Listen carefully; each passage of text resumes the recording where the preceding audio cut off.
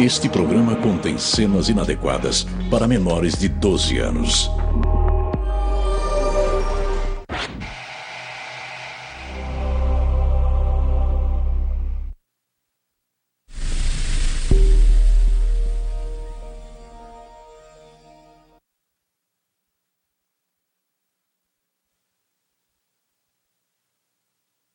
No, you can't shoot this. Come on. Yes, it's compass. This is private. It's not part of the show. Okay. Out of the way. Here we go. Good morning, world.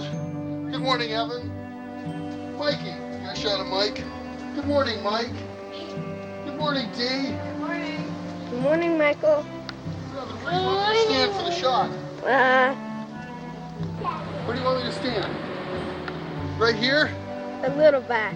Take another step back? Yeah. Big step back. Oh, no! Oh, I'm so mad now. Oh. We'll see you later.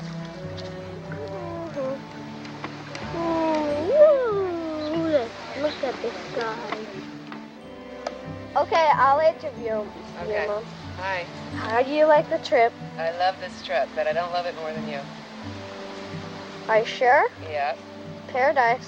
I like paradise. Where's Daddy? Dad, Yeah? what do you think about the trip?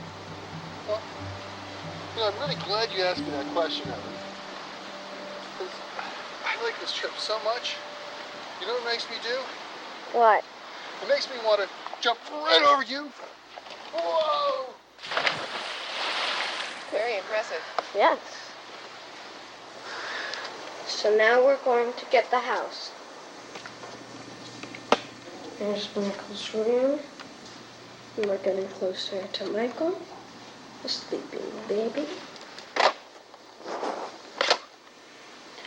How do you like the trip, Michael? So now you have me, your cameraman. Am I good or am I bad?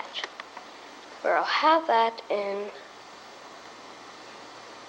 5.5 seconds.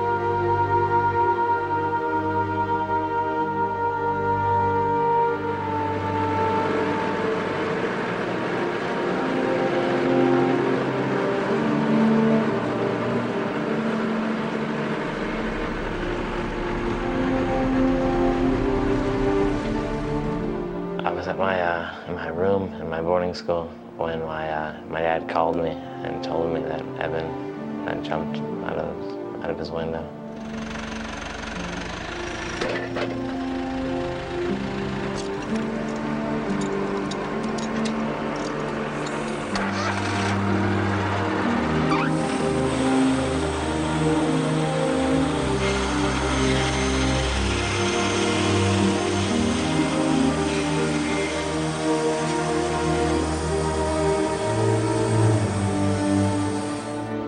It was sort of the third week of school, I think, that he chose to take his life.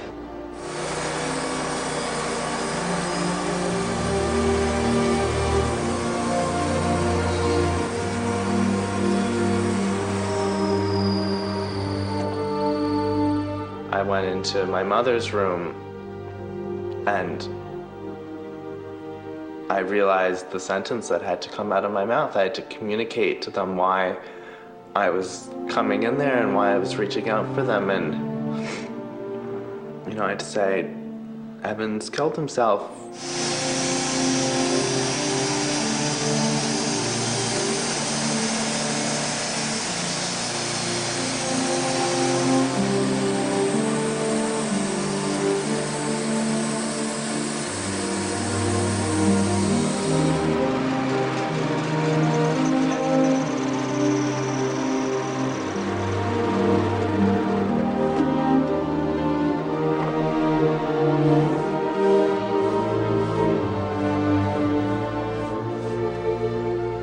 One of the things that you do, I think, or at least that I do unconsciously, to avoid things that are really too painful to confront, is just block them out. How can you understand doing that? It doesn't seem possible. What on earth has happened to make your son so miserable that he doesn't want to be there anymore?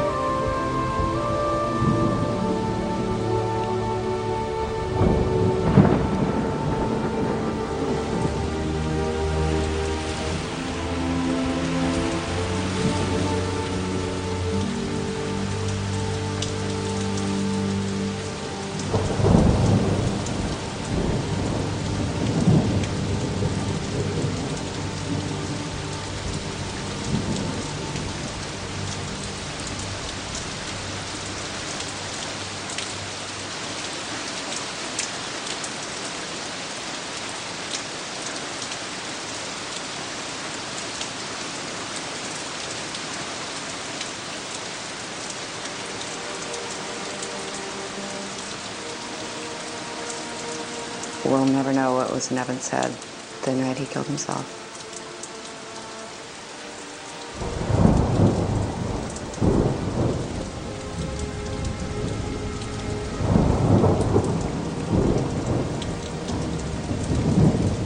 The mystery will always be what his thought was when he was on the ledge.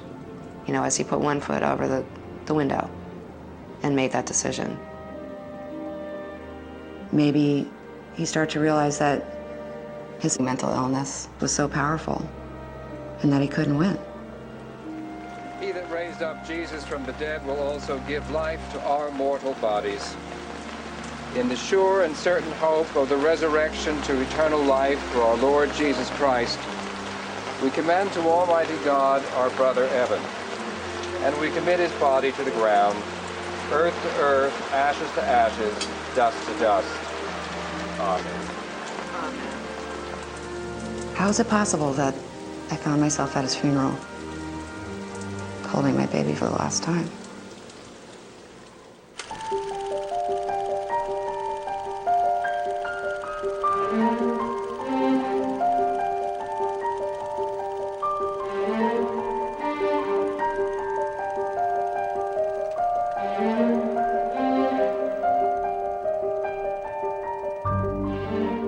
The day Evan was born was the happiest day of my life.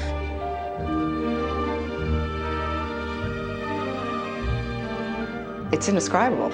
It was indescribable happiness to finally see him, because when you're pregnant, you start to have a relationship with the baby, and it's like moving around, and who are you? Knock, knock. Who's there? And then he comes out, and Evan was particularly pretty. I just fell in love with him right away.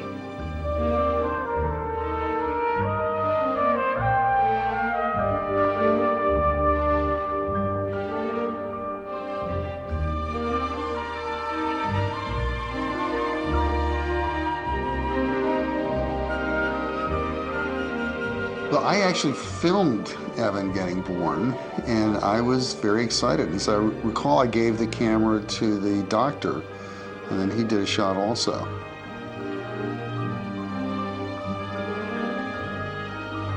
I was 26 when Evan was born. Hart was 42. He already had a son from a previous relationship, but Evan was my first. Hart and I are filmmakers, and at that time, Hart was shooting away a lot. He was gone a lot of the time. So Evan and I ended up being alone together. He was young, I was young. We were like these two little creatures, trying to help each other out a little bit.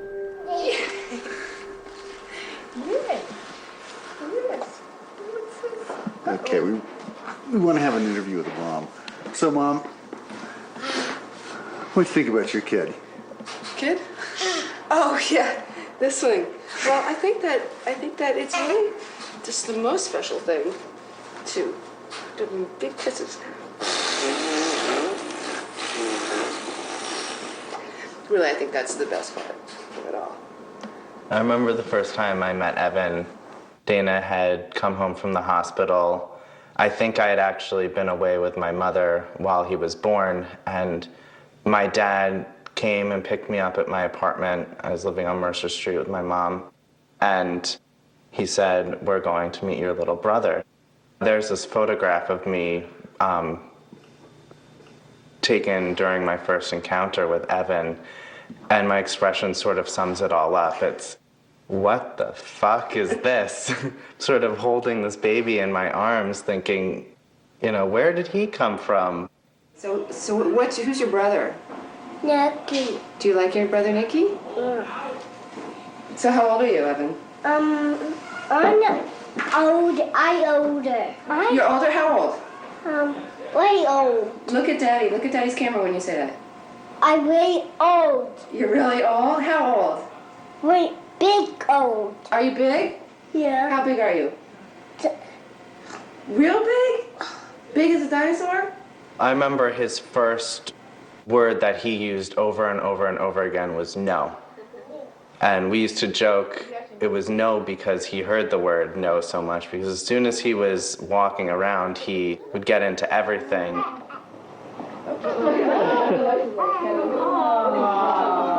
how cute. Evan. No. Gentle. Oh, come on, please let me punch him in the nose. I think I understood from an early time that he was a challenging kid. Russell. Getting dressed in the morning I knew was a challenge. If he didn't have the right outfit, you know, you weren't going to be leaving the house for a very long time.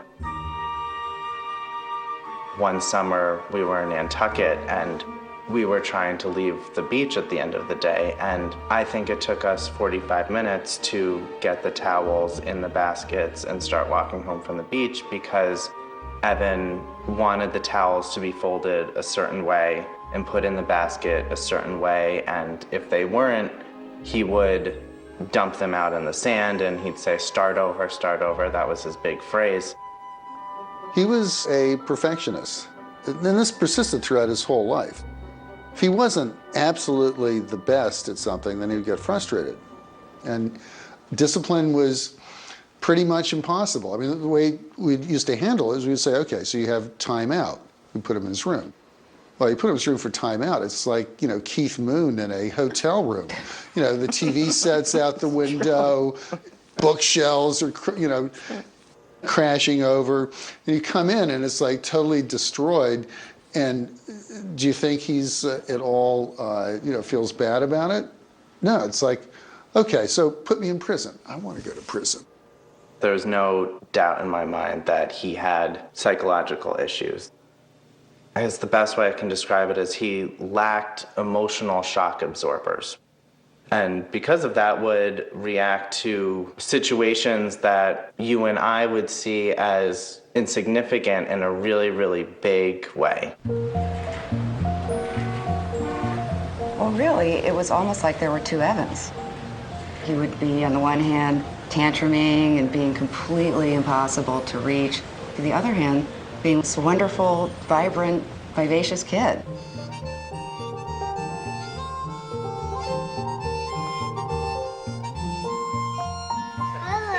Hello. What's your name?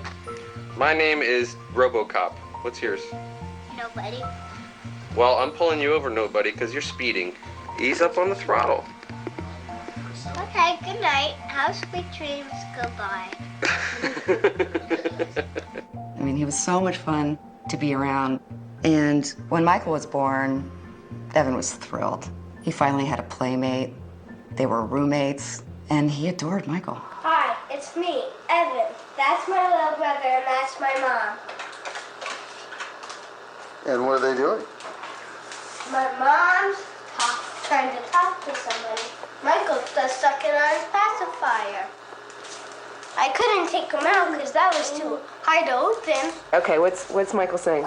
He's saying that I want to get that dog. That's what he's saying. Okay, Evan, you want to film now? Yeah. Okay. And that's formula. There's a green shirt. Guess who? It's Daddy. 4 eyes. Oh, there's inside the toilet. And there's under the bed. Let's go see. We see red gloves. We see some socks. Ready? I'm ready. Okay, action. He learned how to read very quickly. He loved books. He loved talking about what he was reading. And he was a great companion, you know, when you were doing something, going on a trip. He was a guy who was, you know, good for an adventure. Trying hard. Hard. I know, we're young. I know, it's tough.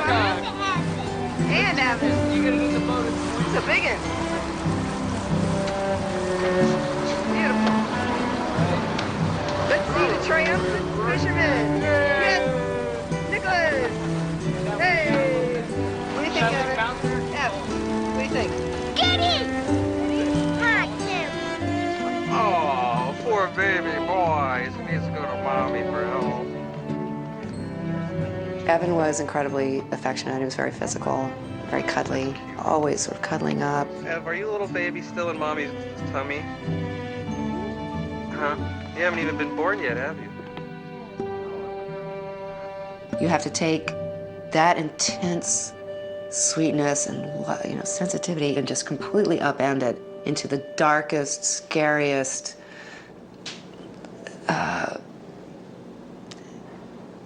scary, that's all I can say. Scary person, scary soul, the darkest of souls. When Evan was in kindergarten, I got a call from the after-school teacher. She was really concerned about him talking about suicide.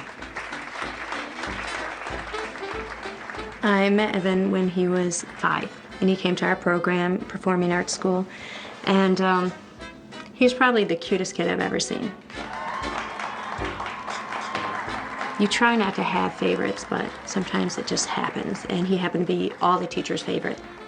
He was just one of the most loving, creative kids I've ever met. Very righteous, and everything had to be fair. And if someone was giving anyone a hard time, he would be the first one to break it up and say, do you think that was fair? It wasn't fair. But when he was 5 and he was in the younger group, he was obsessed with dying. You know, jumping out the window and saying, I'll kill myself. And he said a relative had done that. Every day in group, he would bring that up. And he would say, I want to jump out the window. Would say, I don't care if I die. I don't care. And I said, well, what about me? And he said, well, I'd feel bad for you and my parents, but I wouldn't mind because I won't feel anything.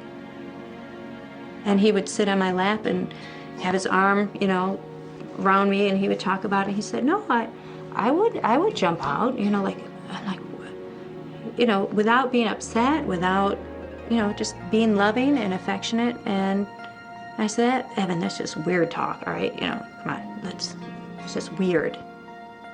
I've seen depressed kids, and I've seen, you know, hyper kids, but not kids who talk about, you know, dying.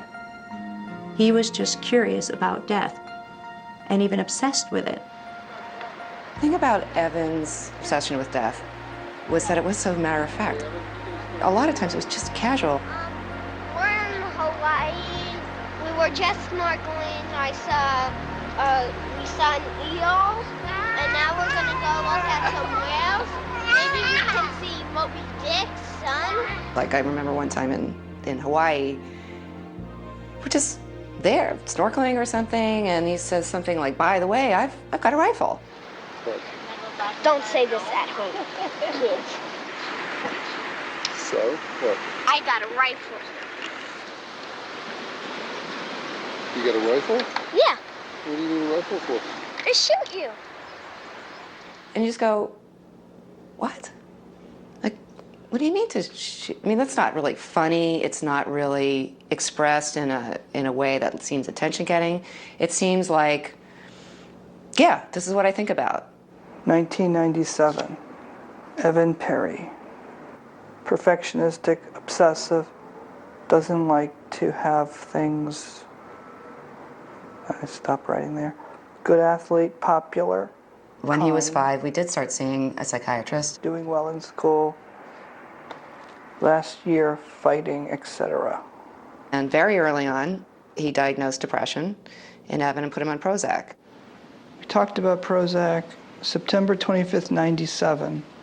That was the heyday of where people were just really discovering depression in children.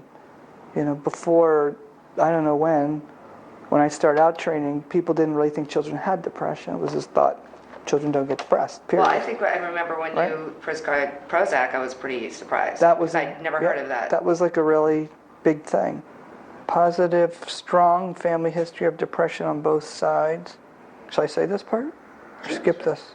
Parental uncle committed suicide, age 21. Your brother, yeah.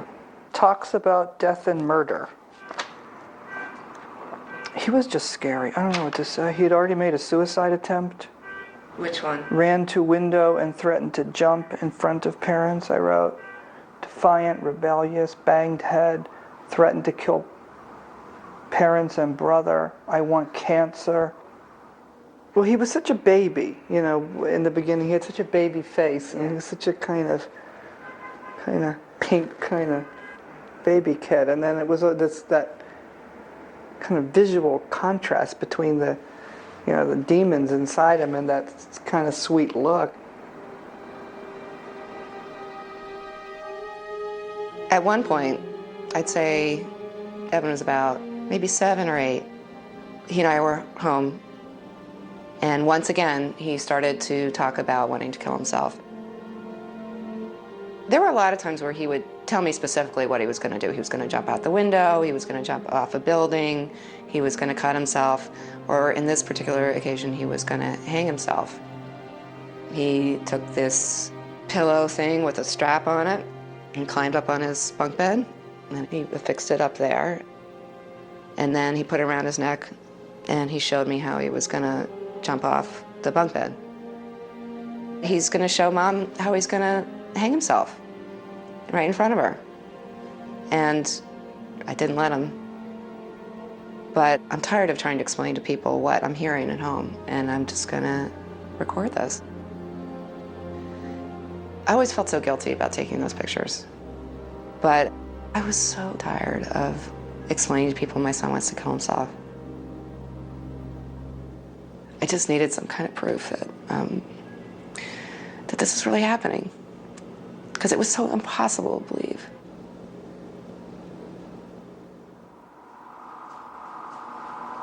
Oh, God. This is when he tried to hang himself? Yeah.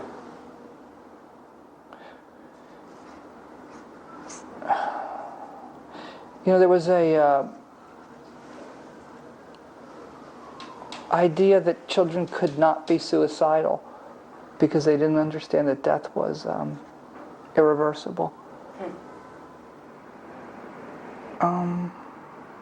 I never really felt like I knew Evan very well. He was the scariest kid I ever saw in my life. I'd never seen a kid who was this intent on death. It felt to me always like there was a mask or something there. And I remember that look going over him, that unreachable look. When Evan went through a mood swing, his whole body changed. His face changed, his physical attitude changed, his ability to communicate changed. And you literally saw it in his face. he became unreachable. Hart and I started to call it the fugue state. He sort of go like this. The physical change would be like a slackening of his face. It just wasn't engaged. Something receded, and what you had was this kind of thing, this facade.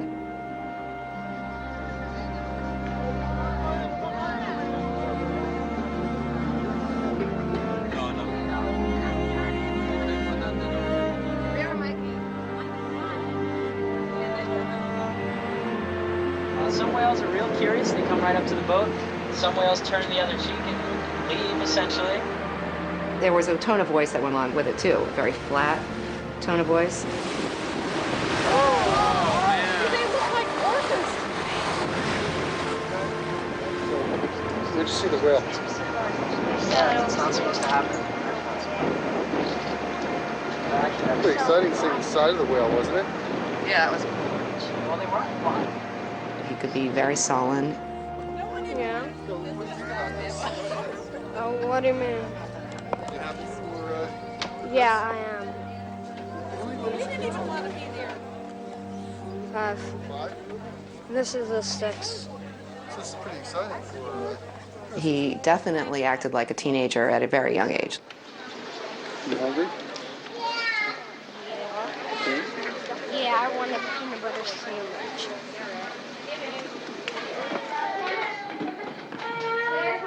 God's in control. What did you say? God. No, that's not nice. He seemed to have skipped being a kid and gone immediately to being an adolescent. How was the football game yesterday? That's the kind of thing you expect from your 15-year-old. You know, you're not the boss of me, and come on, give me the car keys, or where are you going out? You know, what'd you do in school? Nothing. I mean, that seems normal. In a 7-year-old, it doesn't seem normal. And he was very teenage. He was, along with that, though, he's also very sophisticated. Here's my new power. He did not have a Britney Spears phase. He did not have a Backstreet Boys phase. He went straight to Dylan, Neil Young, Nirvana, and he wrote a lot of songs. Should have been, could have been, would have been dead if I didn't get the message going on in my head. You asked me how, I told you. You said, wow, take it now since you learned it, not how. His lyrics touched on things that you can't imagine a kid that young would even think about. You would think it's all a freeze. If I could be cutting myself on the neck, threading you with my knife, saying you're gonna die tonight. Well, that's because I'm depressed, not the less, curious, furious. So somebody kill me, please. I'm standing on my knees. Somebody kill me, please. Pretty, pretty, please. I'm standing on my knees. It's biscuit. It's because I'm depressed. Okay, that's it. When he was maybe 8 or 9, he kept a journal, and I saw it and took it out and started reading it, and there were these poems in it essentially saying, I'm prepared for death, I'm not afraid of death, these really deep poems. And I was probably 15, 16 and going through my moody phase, and I remember thinking, wow, these are thoughts I'm having right now. I felt there was something really powerful going on in his mind, that he had a sensitivity, a maturity that was way beyond his years. There's one play that Evan wrote, and his character was a depressed kid who just saw the negativity in everything. Hey kid, yeah, it's not raining anymore. Just give it some time. Just give it some time. It'll start up again. When he was 10, he said, let's do a play about someone dying, a boy dying. I said, well, what kind of story is that? He said, what? It's a story about a kid dying and all his friends, and they miss him. How am I supposed to live without you? You're my big brother. Who's gonna take care of me? Walk me to school. Calm me down when I'm be there for you. It will be okay. I'll walk you to school. I can't leave him! Evan came up with a story that didn't make any sense, just someone died. And, you know, that they cry. You said you would always be there for me. Well, I need you more than I ever have right now. I think he wanted the play to be about the boy dying, which obviously was his character, and to be able to see it in a play that everybody loves him. I know that. When you leave, it's like, that's when everyone gets together and they miss you and they honor you. He will always be with us. You don't have to look here or in heaven. Look in your heart and he'll be there. So we decided to do the show, and that's when, you know, Evan attempted, or came close to attempting suicide at PS 11.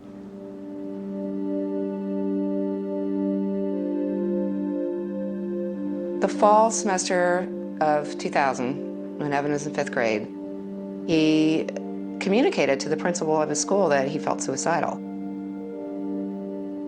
We get a letter, and of course, you know, I suggest a psychological evaluation. Well, I'm already in therapy. I'm already seeing a psychiatrist who's already on meds. I don't know, you know, I don't know what to do. I don't know what to do. And 3 weeks later, he made an attempt at school. I got a call at my office. This is Mr. Delmonico from PS11. This was about Evan. He said, it's very serious. You need to get here. And I'm like, you have to tell me what's going on. He said, he's up on the roof of his school, PS11. It's probably 6 stories. And he took a chunk of pavement about the size of a hamburger and threw it down onto the playground where the other kids were. One of the teachers went out on the roof, and there was Evan, perched on the ledge, and Evan told him that he wanted to kill himself, that he was going to jump. The teacher told him that life was worth living and what was good about Evan, and that he was loved, and eventually Evan came down on his own. By the time I got there, he had been brought down into the principal's office, and we were there in the principal's office, and we decided to go straight from there to an emergency room. One of the residents asked him, do you know what it's like to be dead? He says, yeah, everybody gathers around and talks about how great you were. And for me, it was like, this is my worst fear. He is like my brother. My younger brother, Scott, committed suicide by asphyxiating himself in a car.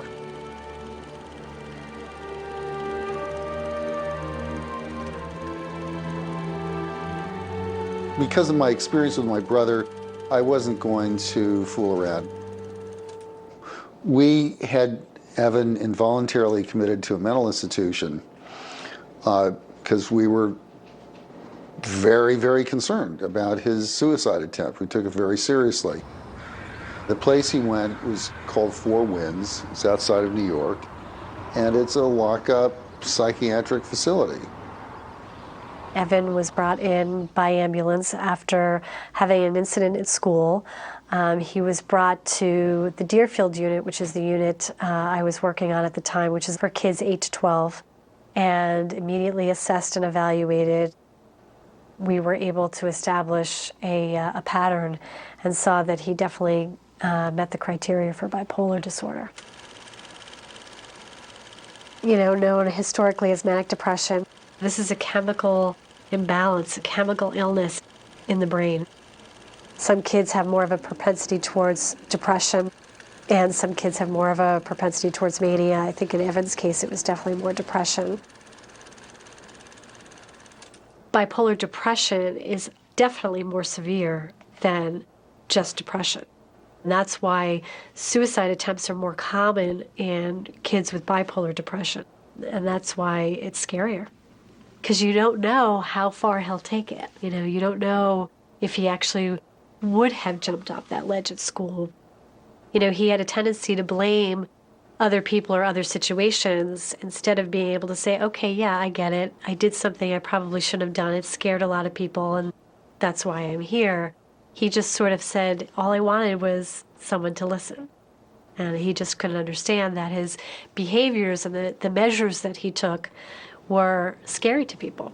He didn't think that if he went and stood on the roof of school that anything would happen. So when he ended up in a hospital where it's locked down and they watch you every second and you're not allowed to do anything unless it's part of the schedule, and that there's other damaged kids and your parents can only visit once in a while, he just broke down. I mean, he just fell apart. He fell apart. He was destroying property on the unit. He was very, very angry. At one point, I remember he drew all over his walls in his room, and we had to have him clean his walls. He also was tantruming a lot. He was angry a lot. He was banging his head and his arms up against a wall. When he was in the throes of a manic episode or a depressive episode, you couldn't reason. And you can't reason with a kid who's bipolar. Visiting Evan at Four Winds was agonizing. Here was a kid who was in a lock-up psychiatric facility for seriously mentally ill kids, and coming to terms with your kid who seemed to have behavioral issues, but he could have just, be like an adolescent, that this is something you go through because he had so many really, charming, bright qualities. Four Winds was a real body punch. Evan was given a variety of medications. Depakote was one of them. He seemed really doped up. And then they suggested that he try lithium. Lithium is a mood stabilizer, and it is used to level off the serotonin in the brain, as opposed to having the highs and lows to kind of even off the chemistry. He really did start to respond to lithium. I mean, it was really pretty remarkable. But he was still, profoundly ill. So then the question became like, well, what do we do after this? PS11 would not take him back, and there was no place for him to go, except for this very expensive alternative, which turned out to, I think, have saved his life for a number of years. Suzanne Hanna, who was his therapist, recommended this place called Wellspring, which was what they call milieu therapy. Everything's an opportunity to learn how to live in the group, from doing the dishes and making the meals to taking care of animals to taking care of younger children to chores and things like that. Evan came to us from Four Winds Hospital, and they were pretty adamant that the bipolar disorder was managed medication-wise and that he was on the proper dosages, and that seemed to be the case on some level, we saw. And then right away, within a few days, Evan decided to venture off campus, and obvious question at that point was it really controlled? 3 days in, he decided that he wasn't going to have it, that this whole thing about the adults being in charge really wasn't for him. He made it a little bit more complicated than he had to, like built in a little dramatic effect. He went out a window. He could have went out the door. Doors aren't locked. Oh, I see. So he went out the window and then went on the roof and then jumped down. So this was that involved some doing. Dana gets a phone call from Evan that he's climbed out a window and escaped from Wellspring and is in some guy's house.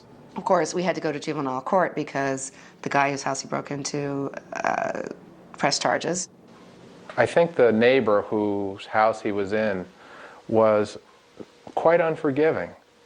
Luckily he didn't do anything with that man's house that day, but he was trying to get a rise out of his parents to come rescue him, show them just how much he's suffering, and he'll go home and stir it all up again and be back in the hospital again in another year. It was as if he was in a game. It was an important event, and it really kind of marked that need for a switch, that Evan really needed to be held accountable for the relational damage he was doing. So that event was a microcosm of what had happened in his life. He wasn't being held accountable on some level for the damage he did to you all. That was the first night we were here. We sat right here, right? Yep. As I recall, you had us in first and kind of gave us a little heads up, and then Evan came in and had us, I think, sit in our laps. Right. And you told me to talk to him really honestly. Right. And I did. And it was like this incredible relief because I had permission to say what I was feeling without being afraid of breaking him. You know? I remember. And you were like, really? Yeah, I was like, really? Well, if I tell him that I'm afraid I'm going to find him dead, he'll explode. Right. And the world will end, and, you know, all this stuff will come rushing out, and it will be poisonous, and we won't be able to survive it. And I think to all of our amazement, we not only survived, but started building, you know, on that. Finally, he started to work with the therapy at Wellspring. And slowly, bit by bit, he started to come around to their philosophy.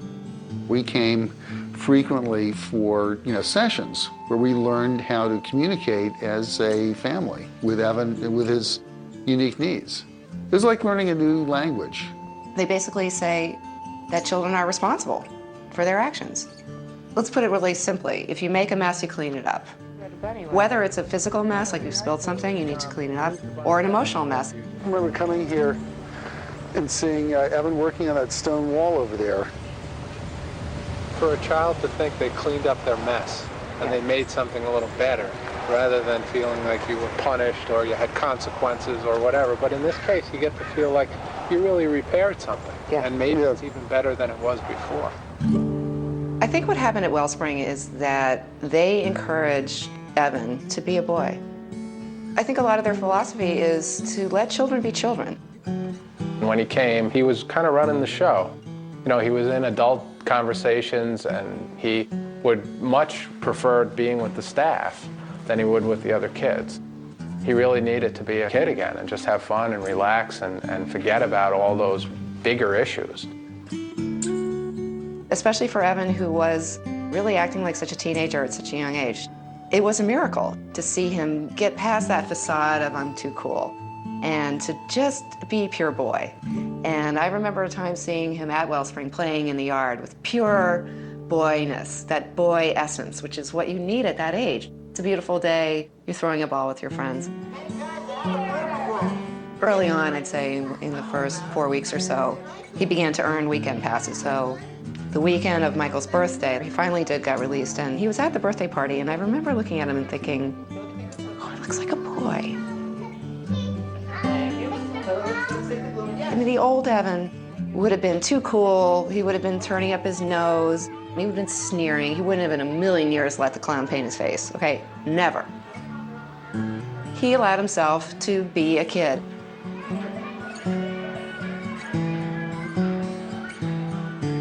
I saw those sort of layers peel away. And a lot of it had to do with how strict the counselors were. They weren't having it. Evan could try to talk his way out of anything. And Dan's just saying, I'm not going anywhere. Remember, bipolar disorder is not just a disorder of mood, it's a disorder of judgment. And for kids, that's so debilitating if the adults don't hold them close and make them responsible. What he needed to know is that you guys were in charge, and then he could build from your judgment. And that's what he allowed us to do first, because he looked around and he said, okay, I'm not getting over on these guys, I'll let that happen. And then we obviously bridged that to you. It was one of the shortest stays we've really ever had of a boy with so much going on in his life.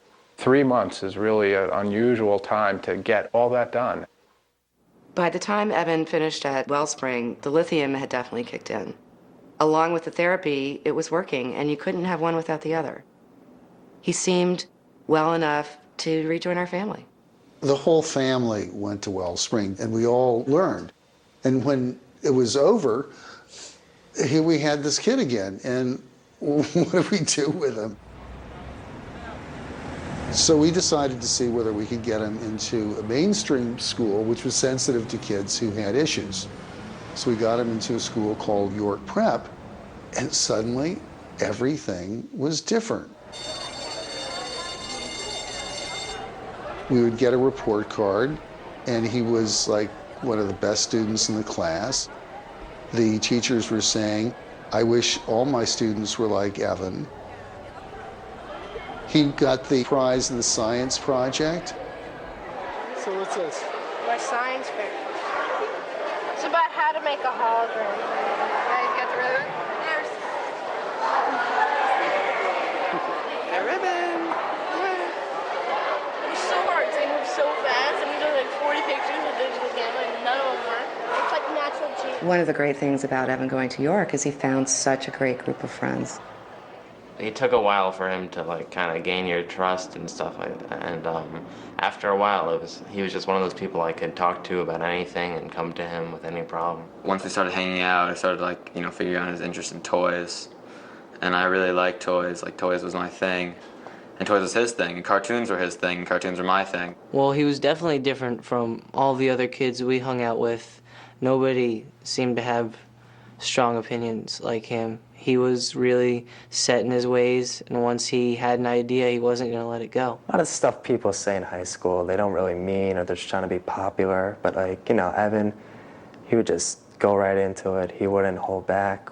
What I liked about Evan was that he was really creative and like was interested in a lot of things that not just TV. Like a lot of kids were just watching TV, and he was making TV.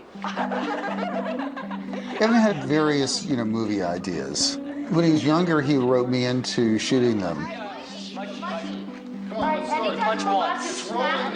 Guys, shut up! Okay, ready?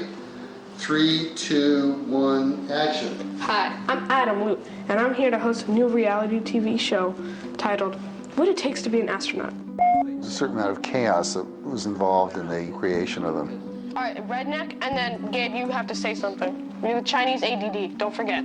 I go to space all the time. Spaces, no gravity. No, okay, I'm not Chinese, because it's too hard to be Chinese. And You have ADD, where's the ADD? ADD, no Chinese. Do you know how long it took us just to get through these 3 lines? That was all you did? I'm just trying to play it a little more serious, okay? You, who are you supposed to be? It doesn't really, at this point, it doesn't matter. I want to do the whole thing over again. What do you mean the whole thing? Because I was... You're talking about ass! I say, yo, man, you want to fly to space? All the films we were making were all disasters. We always got too excited about them because like we'd have microphones, we'd have a nice camera, and we'd like talk about it and talk about it and talk about it, and then we just wouldn't finish it. There was a summer Evan went to the New York Film Academy and asked me to be in one of his movies. The assignment was to shoot in black and white, no sound. He made a movie about me waking up in a world with no sound and no color.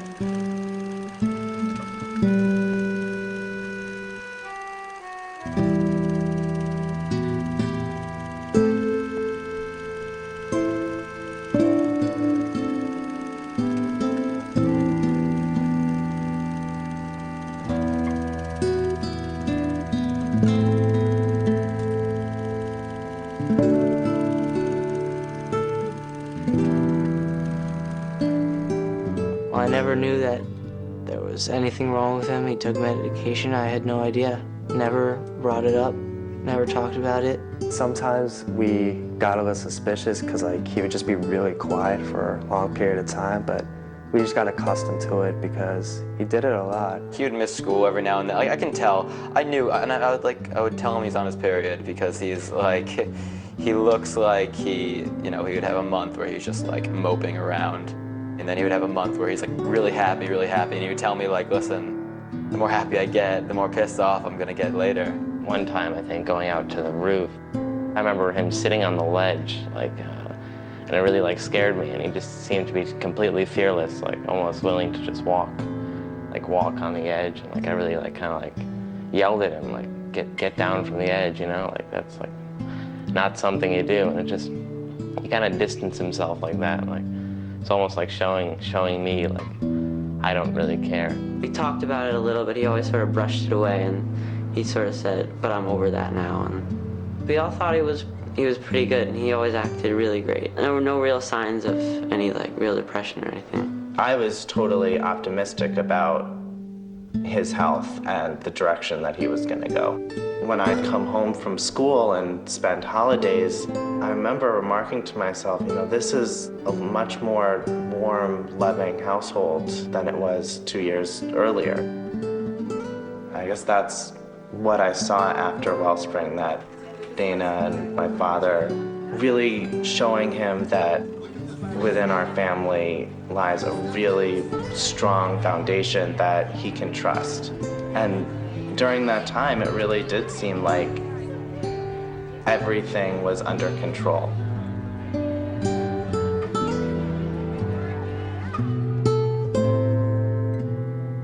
As the years went by after Wellspring, and he continued to be the top student in his class, he continued to have good friends, that there weren't any big issues, I thought that maybe he was cured. You know, maybe he's gonna have a life. You know, I'd go with Evan to visit his older brother at college, and Evan was like looking at college and thinking, well, I can do it. I can have a life like this. You know, as the years proceeded, I was not thinking that maybe the telephone was going to ring. I was thinking that, hey, this kid is different from my brother. He's got a shot. My brother, there'd never really been a diagnosis. He was a successful suicide. And that was my big fear about Evan. From an early age, both Scott and Evan, they were overwhelmed by their emotions.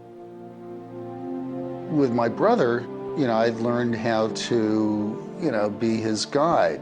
You know, we went to the same school, we went to the same college, we were very close. And I've been my brother's keeper up until the point really where he started living with Martine, his girlfriend. Well, Scott was fun. He was brilliant. He was very creative. He was a great skier. He was an athlete. We went skiing together. We really had a lot of fun, and I was totally seduced when I met him. I knew he was taking medication all along, and I knew he was seeing a psychiatrist. He was getting some help. I had absolutely no experience with depression before I met Scott. So I knew that there was a problem, but I didn't really see it because Scott was always very optimistic and he was very outgoing. But I think I started noticing something after the first year. He had mood swings, he had ups and downs. At the second year, he tried to kill himself a couple of times. While he was with me, I was supposed to get up in the morning and find him dead next to me. And he was amazed when he woke up. I assume he didn't take enough. You know, he was trying to overdose with medication and maybe with drugs, heroin. After his 2 attempts, he was really able to talk about it and communicate about it, and I could really understand, as much as I could, the depth of the desperation. He said he was in a hole, in a tunnel, in a hole. There was no way out. The pain was so profound. He could not imagine going on with it and living with it. Even though I was there, it did not matter. Me and his family were not enough to keep him alive. At those moments of such despair and pain, the only way out was to die. I don't like to think that maybe I wasn't really clued into what was going on, though I probably wasn't, because I wasn't willing to accept the fact that anything so terrifying to me could be on the way. And particularly because Scott didn't seem like an unhappy person. All it tells you is that there is so much more to know about people you love than you can ever really uncover. What happened that weekend when Scott died? I don't know. No, I have not the faintest idea. Not the faintest idea. You found him. What? You found him. Who found him? You found him. I found him. I don't remember doing that. No. What's more, I think I can get along without memory. I don't remember it all.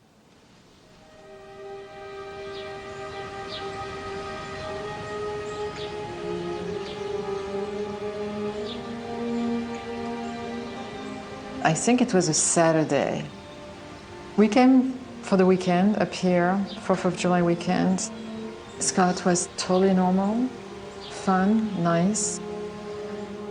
Suddenly, it was a beautiful afternoon, and we said, "Where is Scott?" Scott was not around. I knew something was wrong. So I said to Billy, "Well, I'm going to go to the caretaker's house and see if the gun is still there." Because I knew that the caretaker had guns, and Scott knew that he had guns. So I went there, and Billy went in another direction. I couldn't get inside the house because it was locked. I don't exactly remember, but I knew he didn't have the guns. When I came back, I saw Billy, who came back, and her lipsticks were smeared around her mouth, and she said, "I just found Scott." And she found him in the Jeep, in the car, near the carriage house. And what he had done was take the hose from the vacuum cleaner and put the hose from the exhaust pipe inside the car.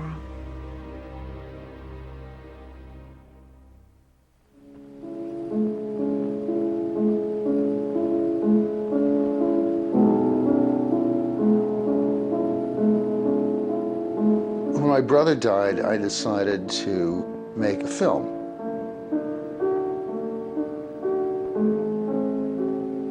It was too painful for me to really deal with his suicide. So I made the film about a sculptor friend of my mother's who came from Spain to make a sculpture for the grave.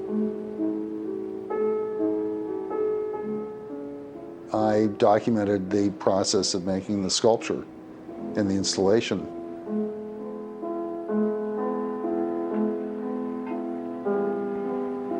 I thought that maybe in the course of making the film, I could find some meaning about my brother's suicide.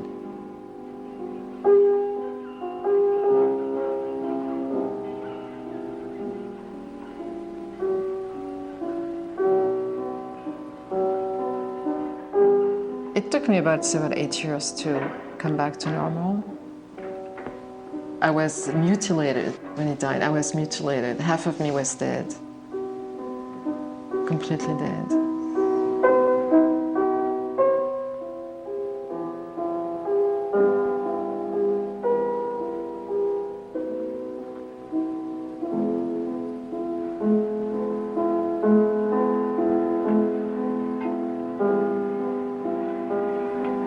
My parents were shattered. It was like broken glass, shattered.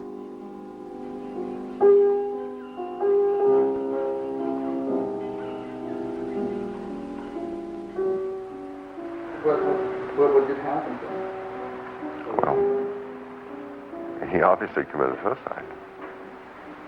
Why do you think he did? Why did he do it? Well, he was in a terrible state of depression. And what brought on the depression, I don't know.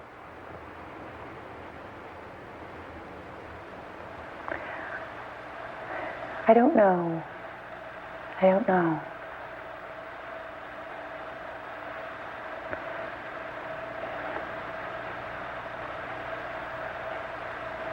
I can't tell you.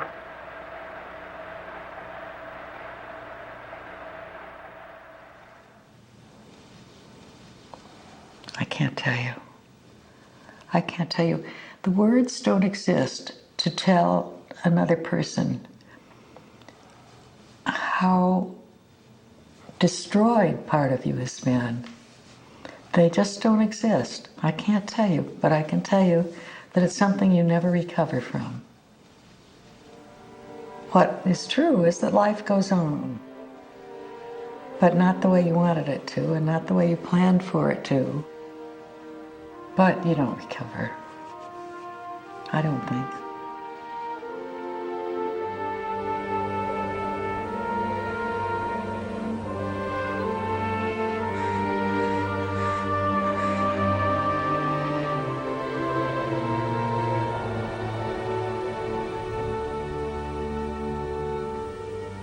I thought if Evan was going to kill himself, it'd be similar to my experience with my brother. It was like a slow decline. But Evan seemed to be actually doing pretty well. Hey, beer me. Light? Yeah.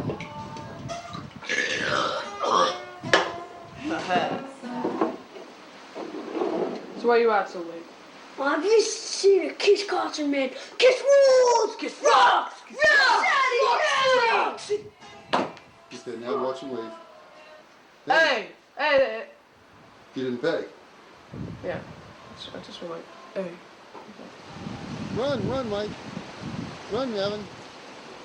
You know, I mean, Evan was never, you know, like an over-the-top, you know, effervescent, happy kid. But from all the markers, is he getting into trouble? No, not at all. Can you do the fish? Fish! Like this? I'm gonna do the snake! Like this. I can do the seizure. Have we seen the police? And we certainly did see the police for a number of occasions before Wellspring. No police. I got juice! Take it with me! Evan was doing so well. It was like a miracle. You couldn't believe it. You just couldn't believe it. Is this the same kid? I mean, here he is, and he's growing, and he's popular, and he has these lovely friends, and they have a wonderful time. Suddenly there's hair there, and his jaw gets firmer, and he's taller than I am, and he's a man. He's a young man. Very handsome, very popular with the girls, but not really all that interested in them. His voice went from like this to this. Like, you're in the shot. Like, like, let's worry about the door shot. Let's do that last when I'm not filming. Alright, do this here. You know, like, after he comes in, we can do that all the time. Alright. He really hated being sick. We were like, did you hear us yelling outside? We were like, Evan! 3E, 3W, whatever. He didn't want to be different. What teenage boy does? Yeah, so I'll see you guys there. I just have to wait. Okay, it's just Angela's around the corner. All right. Bye. I'll see you soon. Bye. Oh my gosh, what? The group incident. Oh, are we talking about this again? Evan supplement. He's like, I'm not like that anymore. Are you better now? Yay, high five. A lot of the time, he seemed really out of it to me. And I really attributed that to his drugs. Because I remember going through a turnstile door with him and him sort of just stopping in the middle or not really paying attention to what was going on around him. And I'd stop and say, what is it with this kid? And I'd say, oh, well, he's taking lithium. We had been talking for a while about trying without the medication because it made him tired, it made his mouth dry. It was really something he didn't want to do. So we said, okay, you know, you really want to try this? And he really did. And the doctor said, okay. So he gradually went down in the lithium dose over a course of 4 to 6 weeks. March 30th, 2005. Lithium 0.56, now subtherapeutic. 1,200 milligrams, didn't take meds for a few days, became, quote, more talkative. At first, decreased lithium was difficult, now fine. He feels better on lower dose. After a while, I wasn't even that convinced, you know, that he really was. I mean, I knew he was bipolar, but he seemed so fine. Also, I remember we talked to him head on. Do you have thoughts of suicide? Do you want to kill yourself? Do you want to harm yourself? And he said, no, you know, I don't. Kids know that if they say certain things or if they do certain things, they're going to be stopped. You know, especially if they have parents who are attentive to what's going on with them. So if a kid really doesn't want to be stopped, he's not going to say anything. Evan may have gotten to the point where he got really just better at masking it externally. But internally, it's a lot of suffering. And this was just the beginning. I mean, it started when he was much younger, and it wasn't going away. We went on vacation for 2 weeks in Nantucket, and he seemed depressed. He seemed subdued, didn't seem too happy. He wasn't doing good. Then school started. He's sullen, he's depressed. As the weeks unfolded in September, he started getting more anxious about his homework. And at one point, he came to me, he said very seriously, Mom, I need your help. I need you to stay after me. We had contacted his psychiatrist and tried to make a meeting as soon as possible to increase his dose of lithium. We said, let's get him back on the lithium. This experiment didn't work. So we made an appointment with the doctor for the following Tuesday, October 4th.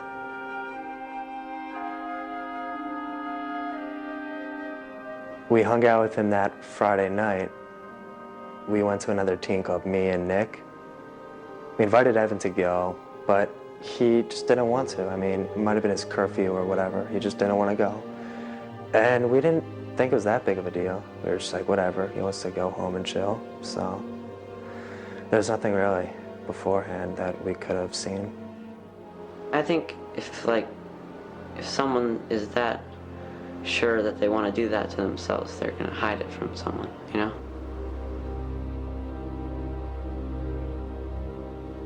The night he died, I came over for dinner. It was a Sunday evening.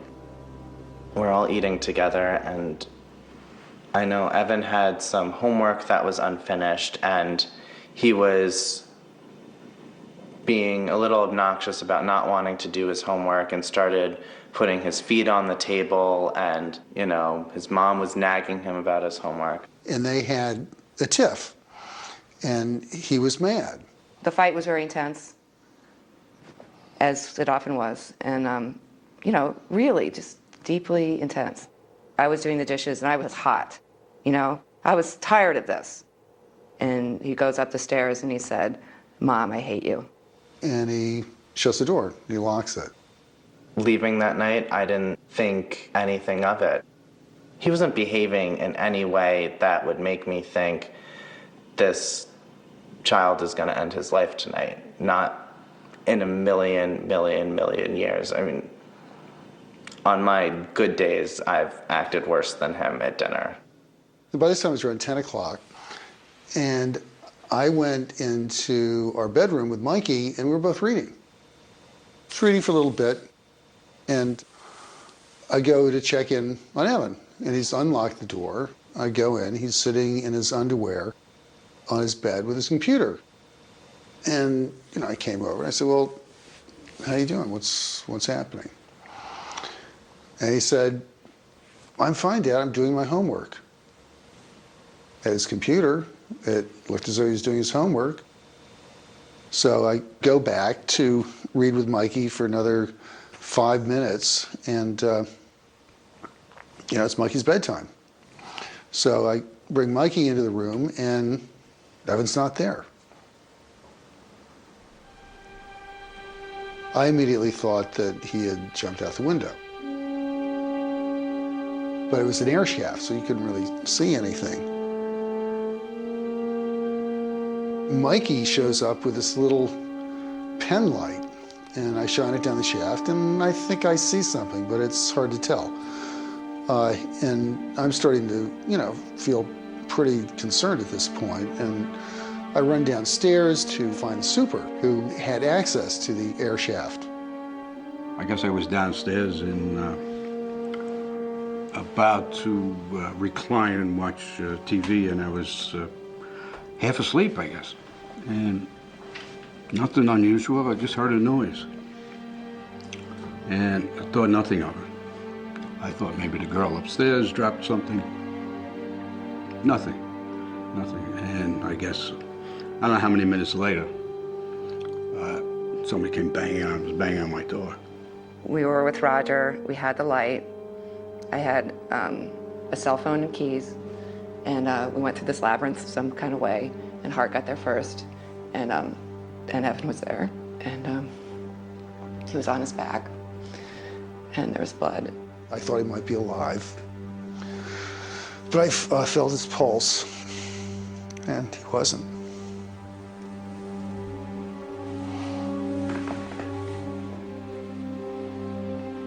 So it got pretty chaotic. I was screaming, "Evan, Evan, Evan, Evan, Evan, Evan. You know, Evan, please." And I went, and Hart was in front of me, and I said, "Get out of the way. I want to give him the mouth to mouth. I want to move away." And he said, "Dave, just go the paramedics are coming, go upstairs, take care of Michael, take care of him, it's okay.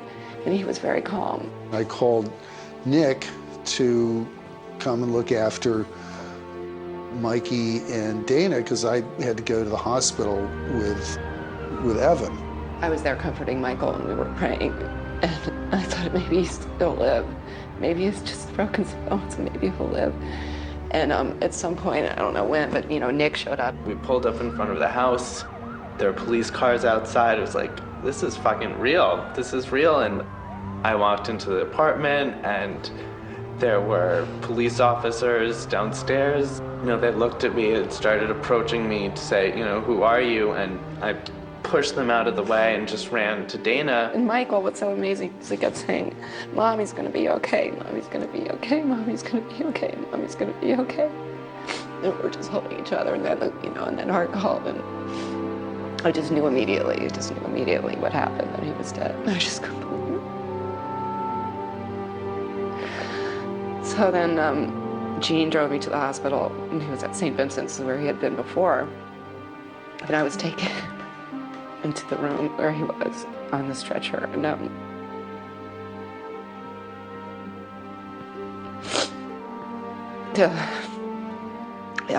he wasn't cold, and he had his boxer shorts on.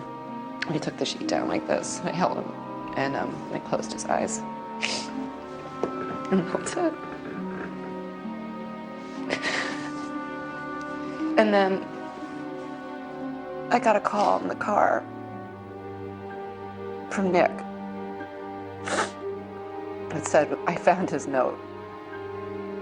I found his note.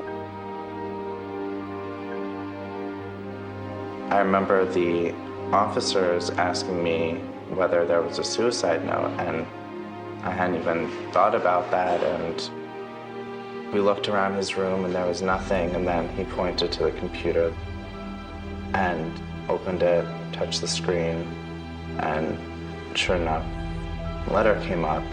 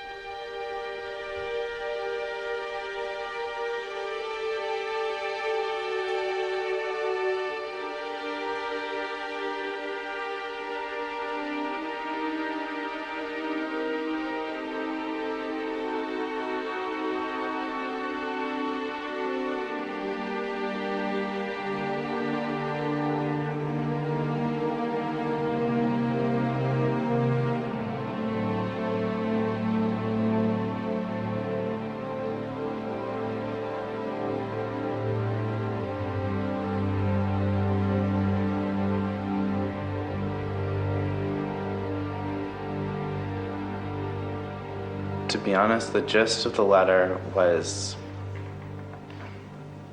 what every fucking 15-year-old thinks about themselves. That I'm not good enough, no one likes me, things won't get better. The difference is, Evan felt that 20,000 times stronger than any normal 15-year-old, and he believed more strongly that things wouldn't get better and that there was no future, and living was too painful, too difficult, and death was his only answer. But it was, verbatim. I could have checked off that list, and if he had showed me that note before he made his decision, I could have gone through it with him and said, thought that, thought that, thought that. I realize they're all untrue for me. They're definitely all untrue for you. And some of the qualities about yourself that make you feel different right now, you're gonna learn in 5 years that those are your best qualities, and those are what set you apart from people and make you interesting and attract others to you. But that opportunity did not arise.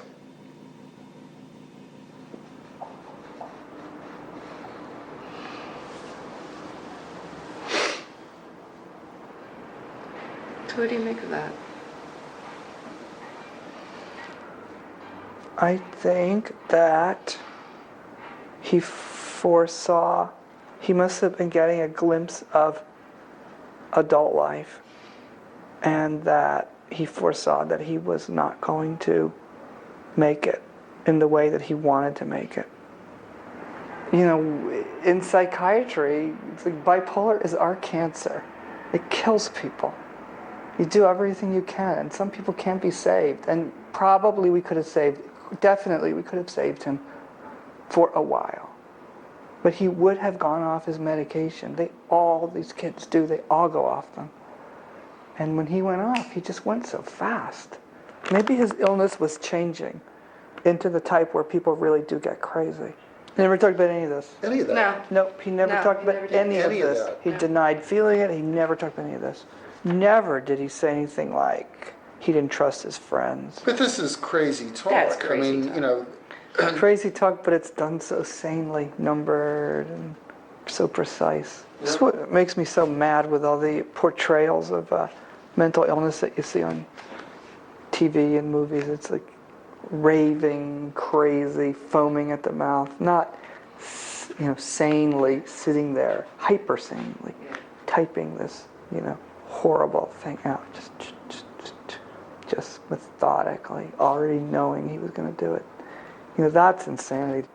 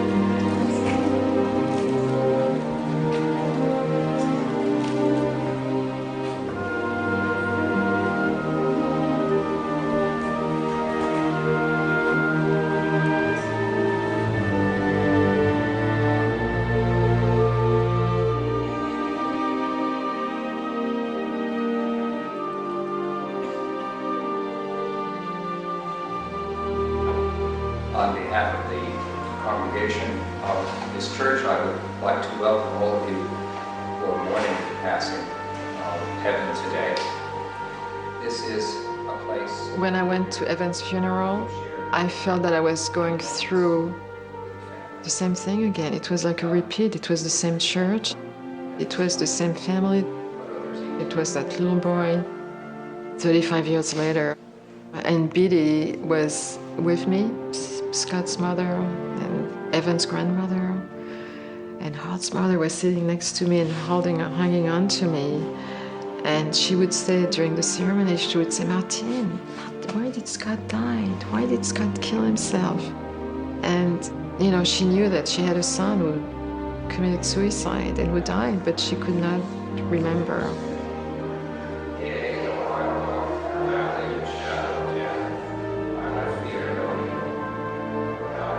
I was briefly trying to explain to her that it was the same disease, that he died for the same reasons Evan died. I feel relieved to know that Evan has found peace, even if it means that we must take on pain. Through his memory, we realize the extreme precariousness and preciousness of life. We must cherish and savor the lives we have, the relationships we enjoy, as much as we can, for as long as we can.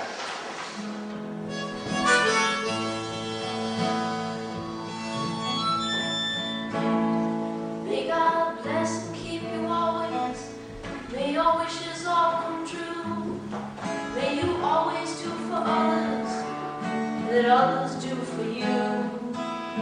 May you build a ladder to the stars, climb on every rung, may you stay forever young. A lot of time before I go to sleep. Sometimes I can't help but think about him. You don't want to like make everything depressed by talking about it every day, you know. But it's always there, you know. You can't not talk about it. When I read his note, I could tell that it was spirit of the moment, and that hopefully at least he didn't mean some of the stuff that he said. His note, it didn't come from the Evan I knew. It was just, it's depressing to see like just the horrible stuff he said about not having friends, and I know like he didn't mean it.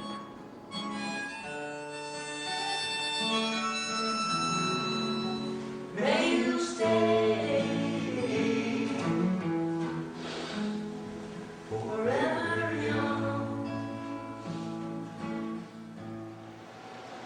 Into thy hands, O merciful Savior, we commend thy servant Evan. Receive him into the arms of thy mercy, into the blessed rest of everlasting peace, and into the glorious company of the saints in light. Amen.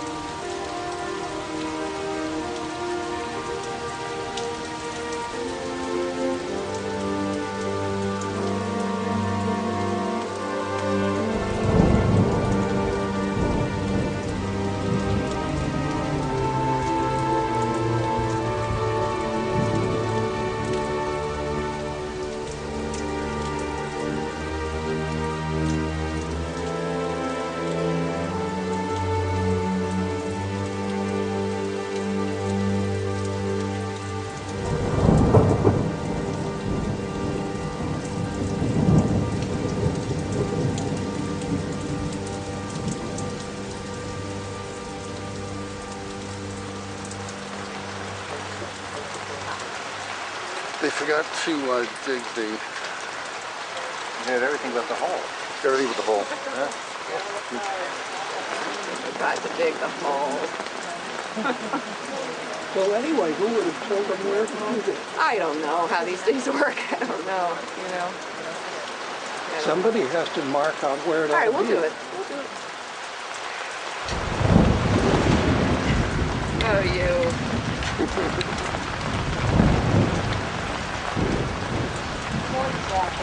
Oh, he's laughing already. You better believe it. He's roaring over this one. He that raised up Jesus from the dead will also give life to our mortal bodies.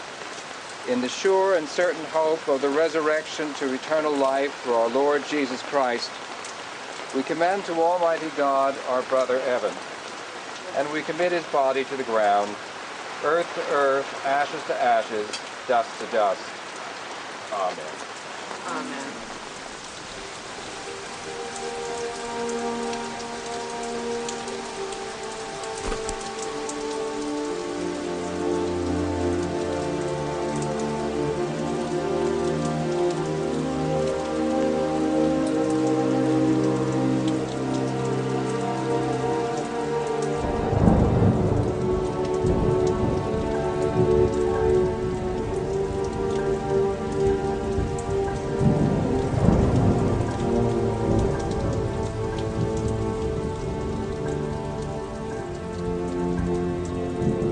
When somebody is that deep and far into depression and such incredible pain, there's nothing you can do.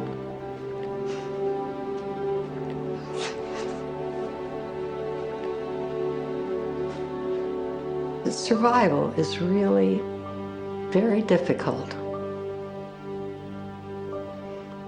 But anyway, you do the best you can. What is there? You know that. There isn't any choice. If you found one, believe me, dearie, pass it along. Because there is no choice. There isn't a choice to cope. There isn't. I have a family. and of people I love and people who love me. And you really have no choice but to get up and put one foot in front of the other. And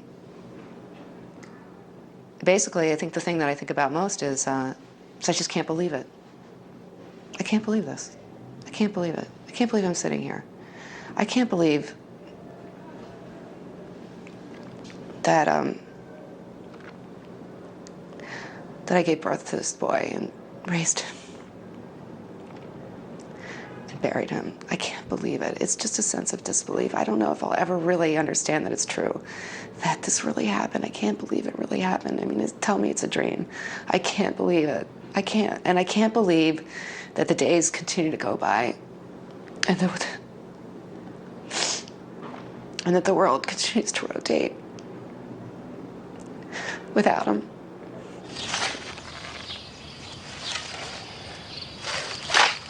Oh, nice, dude. Look at that. It's already making towers around it.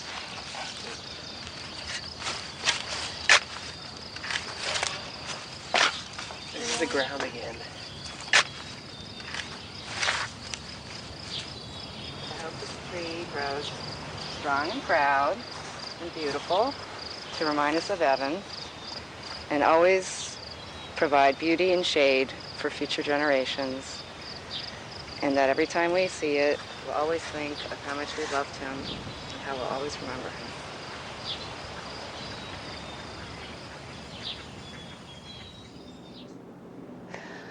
That's the part that is going to, I guess, change, which is that as time passes, I'll begin to believe that it's true. And that basically what I have left of him is the 15 years that we had, and that there was beauty in that, and joy, and that maybe there's a lesson, or maybe we can learn something, or communicate something.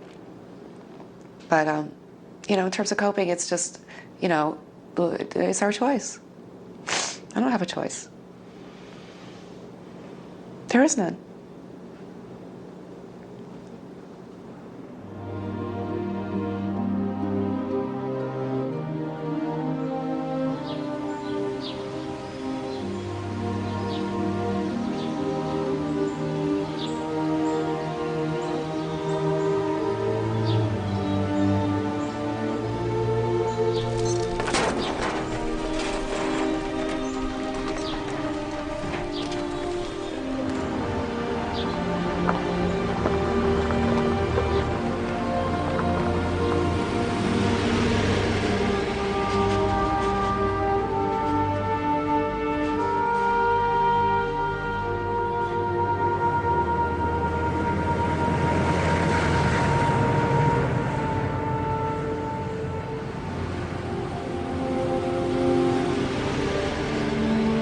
Even though we lost this battle, we'll never forget the experience we had at Wellspring.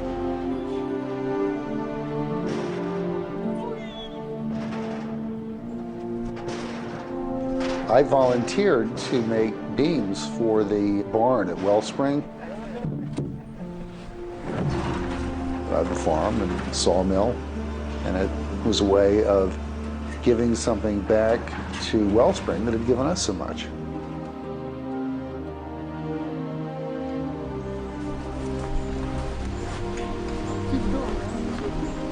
And that's going to be a building where other kids are going to be able to get the kind of therapy that Evan got. These beams here, these are ours, all the side beams, and look at that inscription over there.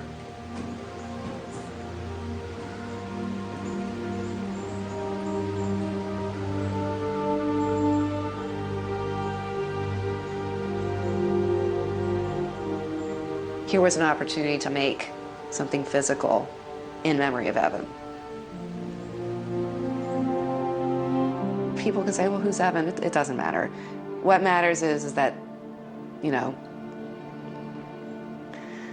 somebody loved Evan enough to want to remember his name.